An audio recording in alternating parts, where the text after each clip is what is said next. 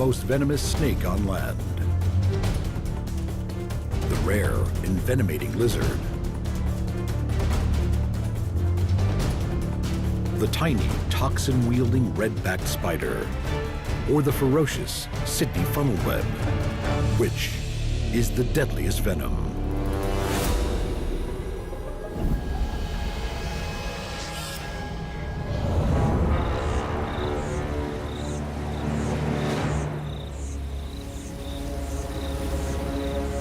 The deserted heart of the Australian outback, where people seldom venture, is the hot, baked home of the most venomous land snake in the world, the inland taipan, a 2-meter-long snake with enough venom in one blow to kill 250,000 mice.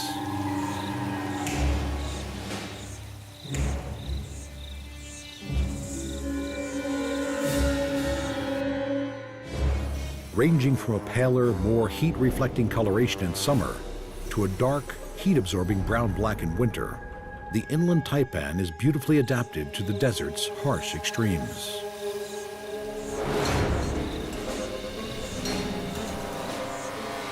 In the heat of the summer, these muscular, small-scaled snakes will take shelter in the cracks and fissures of the baked earth, as well as in the burrow systems of their favorite prey, the long-haired rat. These burrows and crevices are also where they leave their eggs.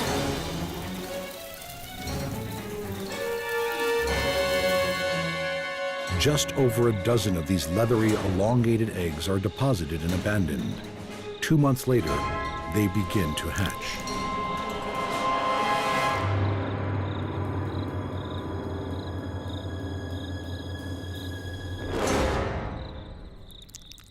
The juvenile snakes that slither out of their shells are already equipped with venom that is similar in toxicity to that of a fully grown taipan. They will immediately have to fend for themselves in the barren landscapes that await them.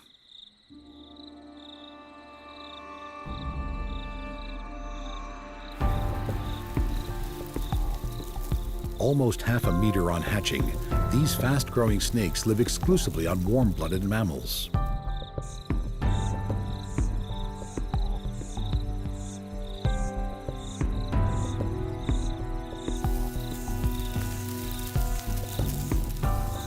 Many of their upper body scales have a dark edge to them, creating a herringbone pattern along their bodies.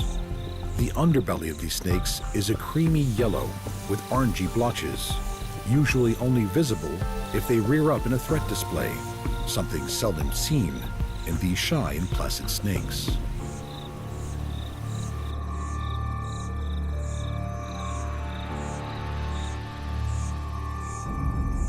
The plains mice and other small mammals of the arid outback can offer a meal in lean times. As their prey is usually fast-moving, venomous snakes need their toxins to be fast-acting, so precious meals are neither lost nor alive long enough to fight back.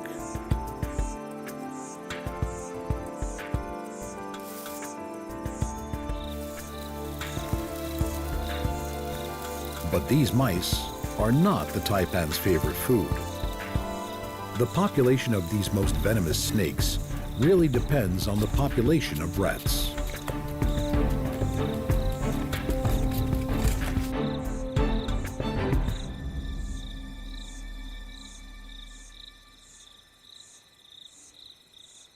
Cornered in their own home, there is no escape.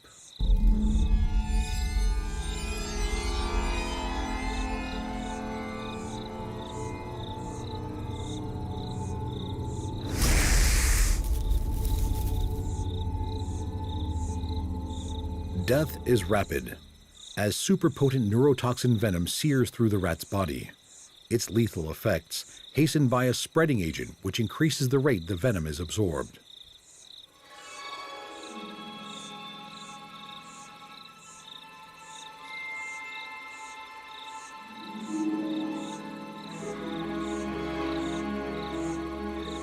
Nudging the lifeless rat to its favored position, the taipan aligns its meal.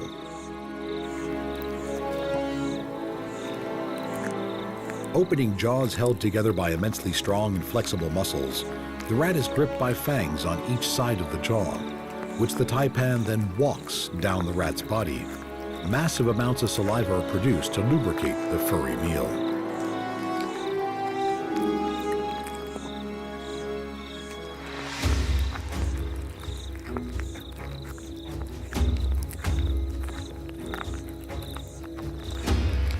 Stretchy skin and small scales aid the process as the snake's body accommodates the rat. Ribs stretch apart and enlarge the body space as food moves downward.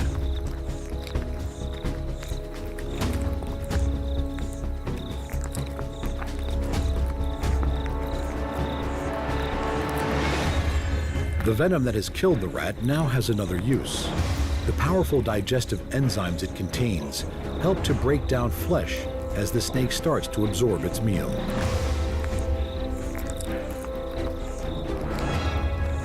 Despite being known as a fierce snake, with enough venom to kill 100 adult men in one bite, no human deaths have ever been recorded from this shy and reclusive serpent.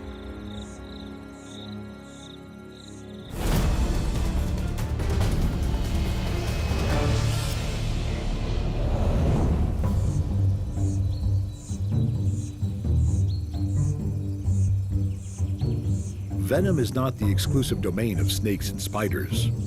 In the deserts of the southwest United States and the northwest of Mexico lives the striking and venomous Gila monster, the largest land lizard in North America.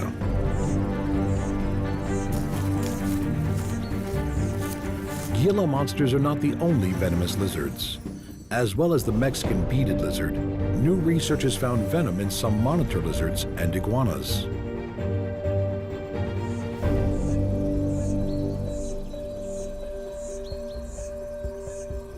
Gila monsters grow to just over half a meter.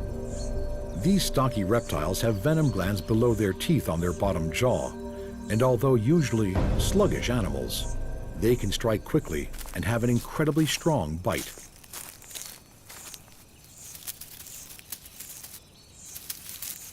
Usually solitary animals, Gila monsters spend over 95% of their time underground in their burrows. Most of the time they do spend above ground is during spring, when they come together to mate and for male-to-male combat.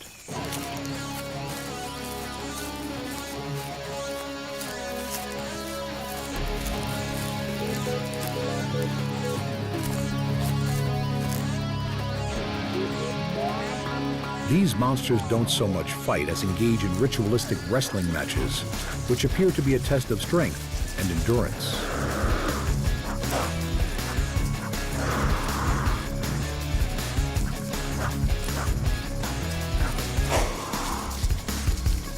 Each male vies for top position.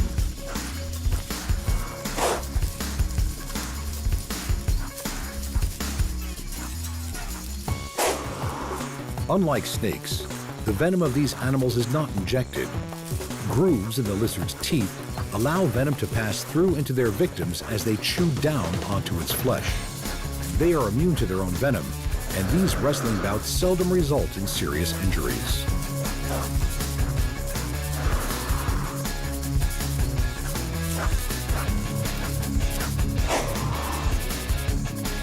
The skin of these animals is tough. Its beaded appearance is due to osteoderms, tiny bones embedded within the scales, a type of skin common in the dinosaurs, but seldom seen in today's living reptiles.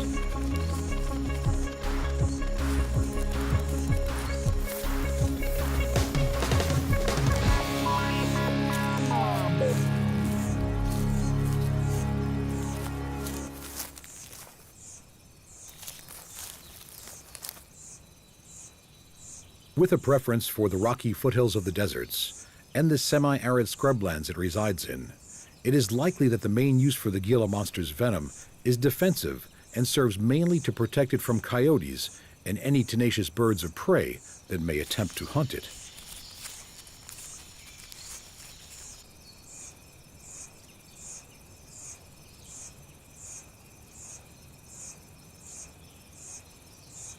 Its own prey does not need massive doses of toxins to subdue it. Gila monsters only need to eat a few times a year, and when they do, they have a diet that consists mainly of eggs and the helpless newborn of young mammals.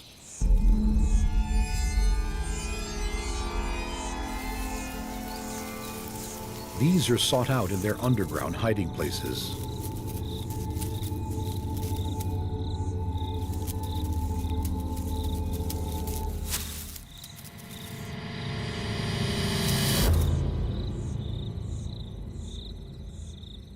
Although as toxic as the venom of the western diamondback rattlesnake, the Gila monster's teeth are much less effective venom transmitters than the injecting fangs of a snake, and a relatively small amount of venom is introduced in a bite. Although in this case, it wouldn't take much.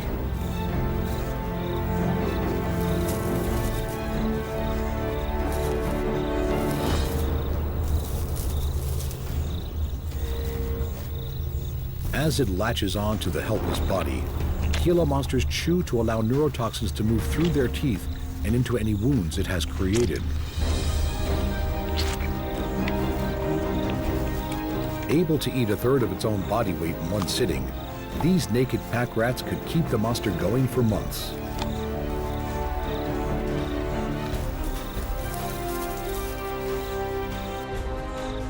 It may not always need or use the venom that lies beneath these teeth, but for the lethargic Gila monster, its venom could save its skin.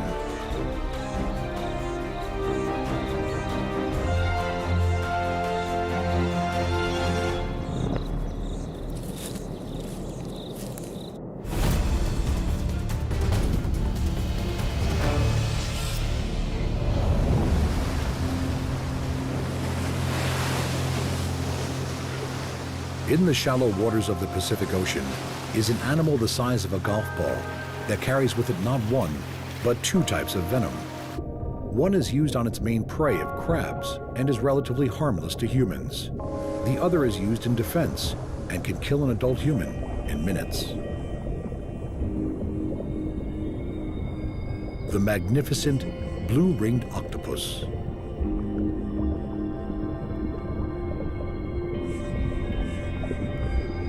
Usually a pale brown in color, the iridescent blue rings that give these famous octopus their names are only shown when the animal is hunting or agitated.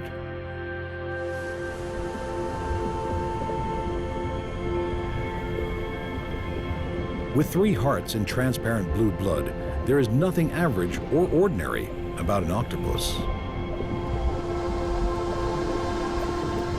The blue-ringed octopus feeds on crabs and mollusks. These hard-bodied victims are often stalked and ambushed from behind.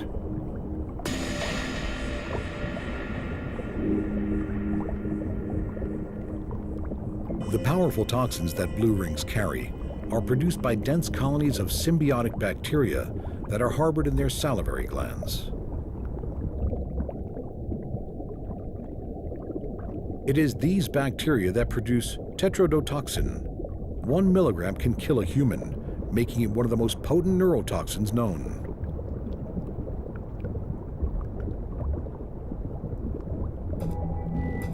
Saving this venom for its own defense, the crab will be infused with the octopus's milder toxins, paralyzing it as it is enveloped in an 8-armed death embrace.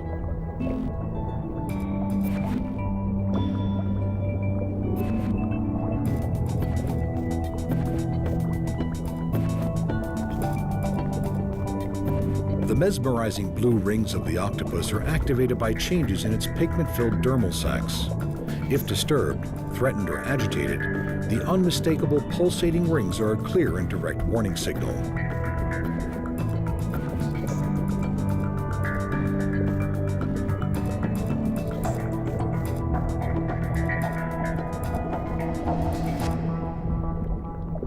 For the husked remains of this crab, there was no warning.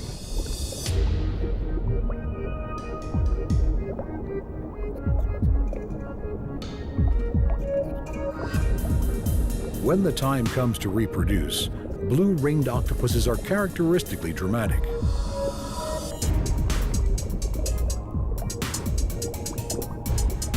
Laying around 50 eggs, The female carries them with her tucked under the secure haven of her suckered arms.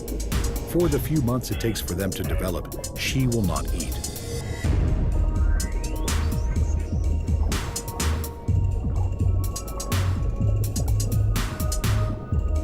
Shortly after her pea-sized young hatch, she will die, leaving her deadly offspring to carry forward her genes.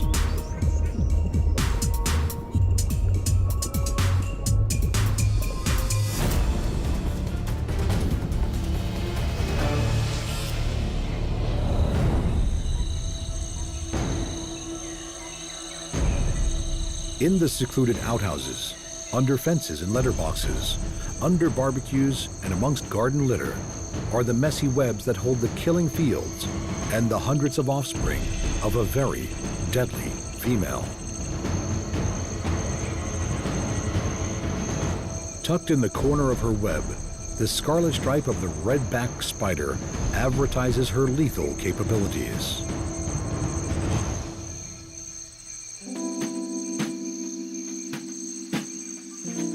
Found throughout Australia, the redback has a striking resemblance to its close relatives, the infamous black widow of North America and the katipo of New Zealand.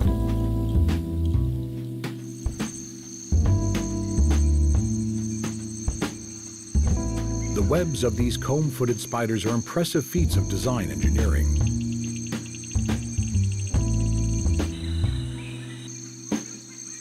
The silk that is strewn from spinnerets on the underside of her abdomen is used not only to construct their so-called gum-footed tangle webs, but also for wrapping food and constructing woolly egg cases from which hundreds of her young will emerge.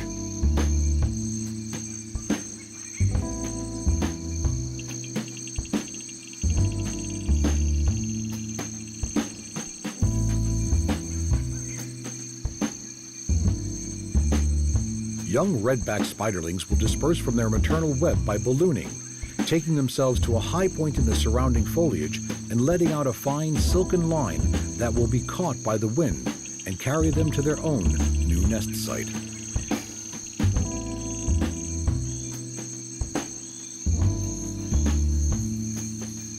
In order to reproduce, the cannibalizing female will most likely have eaten the male whose sperm she used and continues to store for up to 2 years future reproductive use.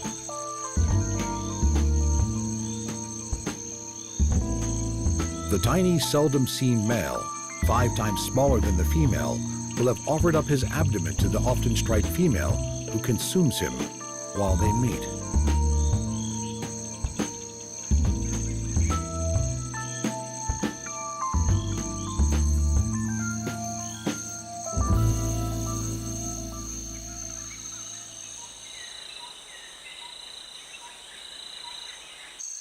The venom of these industrious females is one of the most potent of all Australian spiders and is stored in venom glands just above the fangs.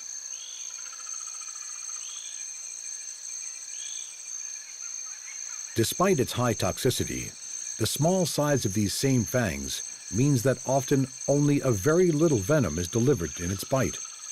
While this may be more than enough to subdue their prey, only 1 in 5 bites causes significant envenomation in humans.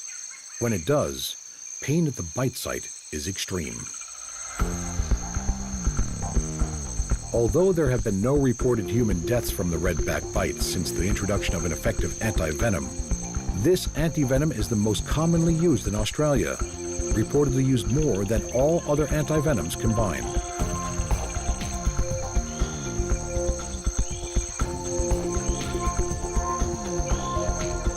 For these young spiders, the fight for life has already begun, and the spiderlings emerge as cannibals, eating any unhatched eggs as well as their siblings.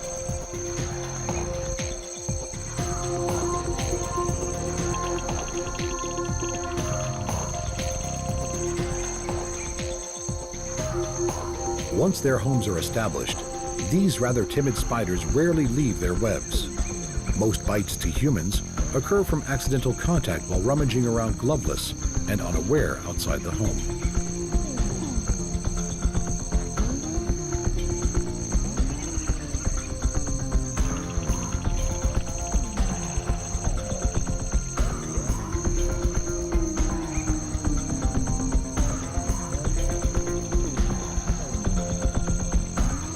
Her incredible spinnerets contain microscopic spigots that each produce a single filament of silk. It is this which allows her to combine filaments in different arrays for different tasks of life.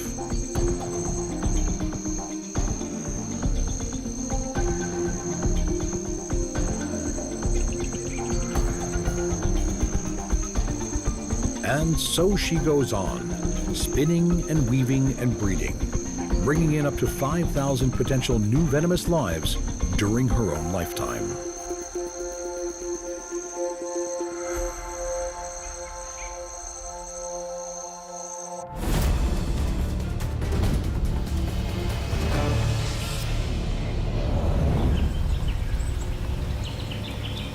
In contrast to the timid redback spider, the fearsome Sydney funnelweb is more inclined to stand its ground than to run.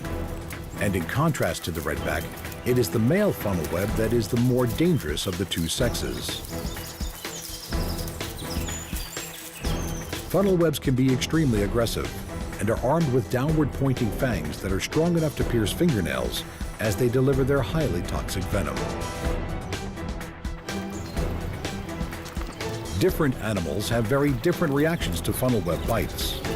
While deadly to its main prey of insects, small lizards, and frogs, many mammals are relatively unaffected. However, to humans, the venom of the Sydney funnelweb is one of the most toxic of any spider.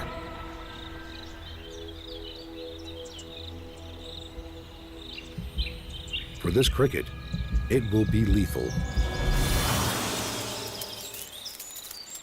There are 3 different types of bite. The first is the dry bite that contains no venom at all. The second, used mainly in prey capture, is where venom is released in an appropriate measure to the animal being hunted. The large cricket cornered under the striking stance of the spider is about to receive more venom than would a smaller fly or beetle.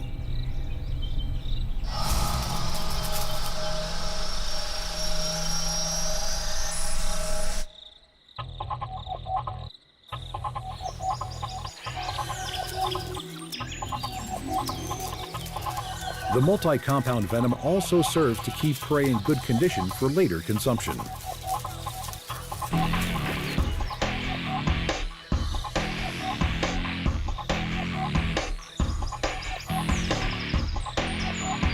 While there is no denying the severity of the venom on this cricket, it is the third type of bite, the maximal dose bite, that is the cause of much human concern.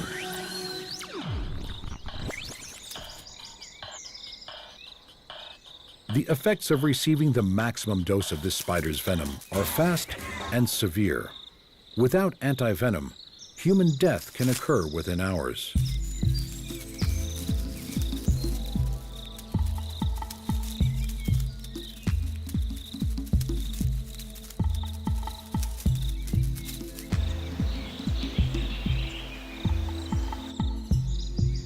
Funnelweb spiders need a humid environment to survive and spend most of their days in their underground burrows.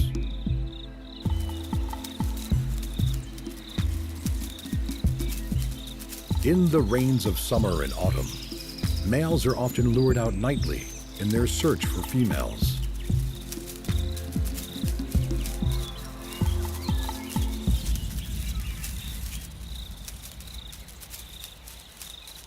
Mating in the funnelweb world is a dangerous affair.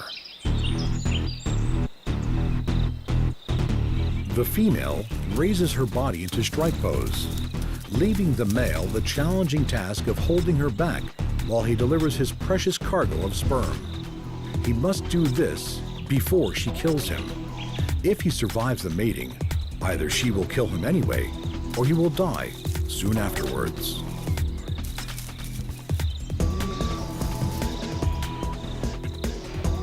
It is no surprise that many believe this burly-looking creature is the world's most venomous spider. But how do we judge which is the most venomous of all? Is it the highly toxic but reclusive inland taipan? The rare venomous lizard? The deadly blue-ringed octopus? The cannibalistic redback spider? or the fatally toxic Sydney funnel web.